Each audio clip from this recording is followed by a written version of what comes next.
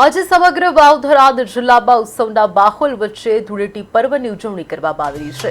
દિયોદર શહેરમાં પણ ધૂળેટી પર્વની ધામધૂમપૂર્વક ઉજવણી કરવામાં આવી હતી। વિશેષ વાત એ છે કે દિયોદરમાં પ્રથમ વખત મીડિયા કર્મચારીઓએ પણ પોલીસ કર્મચારીઓને ધારાસભ્ય કેશવજી ચૌહાણ સાથે મળીને આ પર્વની ભવ્ય ઉજવણી કરી હતી।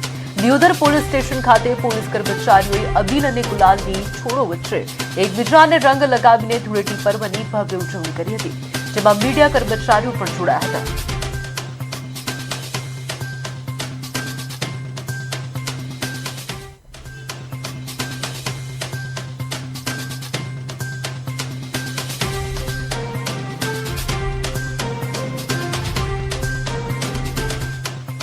હોળી કરી અને આ હોળી કરવાની ઉજવણી કરવામાં આવી છે। એ બદલ દિયોદરના તમામ નગરજનોને પણ અમે નવા વર્ષની અને હોળી કરવાની ખૂબ ખૂબ શુભેચ્છાઓ પાઠવીએ છીએ।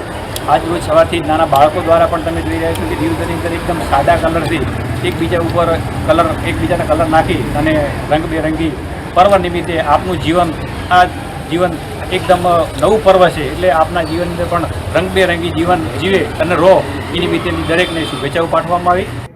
આ પ્રસંગે આ વિસ્તારની જનતાને મારા તરફથી ખૂબ શુભેચ્છાઓ પાઠવું છું।